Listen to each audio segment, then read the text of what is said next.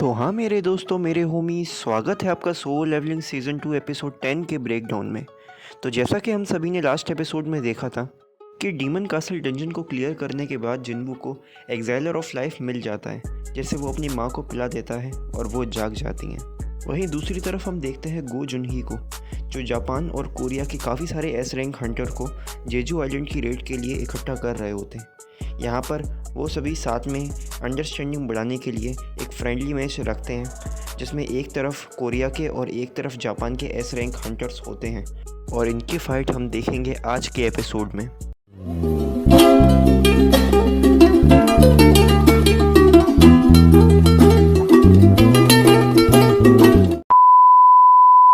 तो एपिसोड की शुरुआत में हम देखते हैं कि सभी एस रैंक हंटर्स की फ़ाइट शुरू हो चुकी होती है, जहाँ पर बेक यूनो अत्सुशी कुमामोटो से लड़ता है, चाहे ही कनाई से लड़ती है और मा डोंगवूक केंजो से लड़ता है।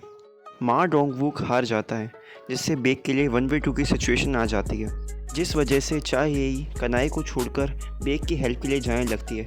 तभी पीछे से उसके ऊपर अत्सुशी हमला करता है, जिसको वो ब्लॉक कर देती है। फिर उसके काफ़ी सारे अटैक्स को ब्लॉक करने के बाद आखिरकार वो उसे गहरी चोट दे देती है। क्यों, मेरी वाली को कम समझते हो क्या?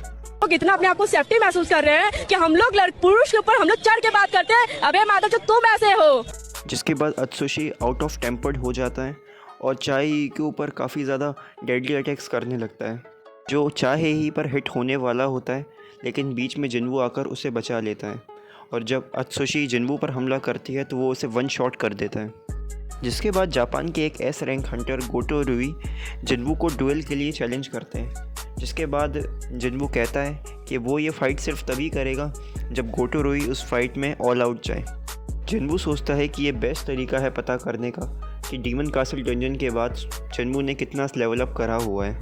इन दोनों की फ़ाइट शुरू हो जाती है, जहाँ पर गोटो रुई शुरुआत से ही काफ़ी सारे डेडली अटैक्स जिन्वू पर करते हैं, लेकिन जिन्वू काफ़ी आसानी से इन सभी अटैक्स को डॉज करता हुआ जा रहा था, लेकिन खुद अटैक नहीं कर रहा होता है।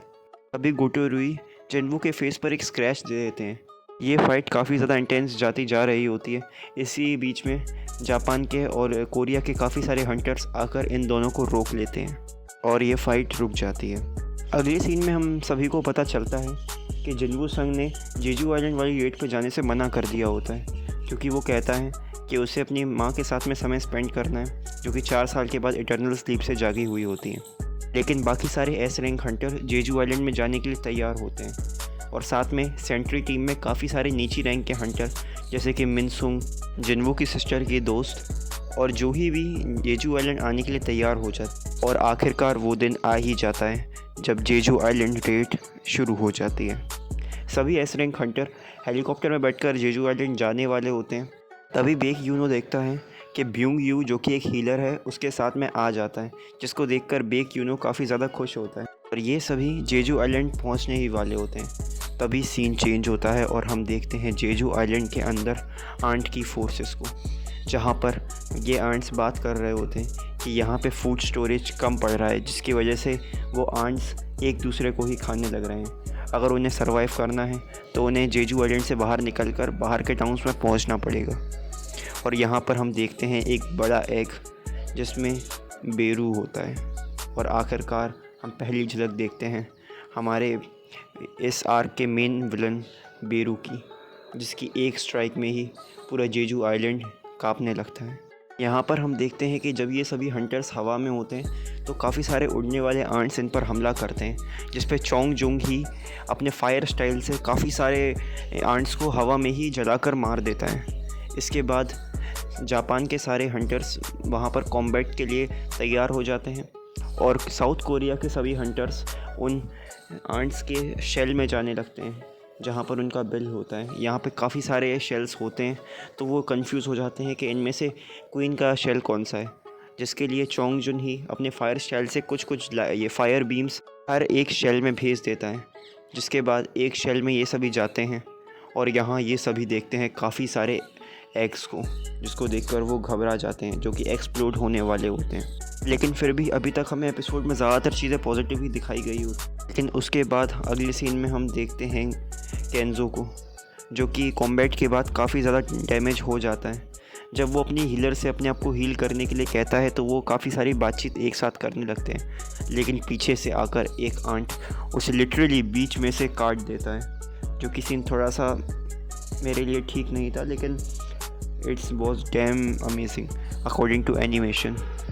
यहीं पर ये एपिसोड इसी सस्पेंस में ख़त्म होता है। अगले एपिसोड में काफ़ी सारी ख़तरनाक फाइट्स और काफ़ी सारी बहुत ही शानदार चीज़ें हैं। इस एपिसोड का एनिमेशन मुझे बाकी सभी एपिसोड्स के मुकाबले काफ़ी नया और फ्रेश लगा। वैसे तो बाकी एपिसोड्स में भी काफ़ी अच्छा एनिमेशन तो A1 पिक्चर्स वालों ने दिया है, लेकिन ये एनिमेशन मुझे काफ़ी ज़्यादा अच्छा लगा है। इसका अगला एपिसोड अगले संडे को आएगा। मेरी वीडियो भी एपिसोड के बाद आ ही जाएगी। आप सभी चैनल पर बने रहें, वीडियो को लाइक, चैनल को सब्सक्राइब करें। हम मिलते रहेंगे आगे भी वीडियोस में। Until unless keep watching. Thank you.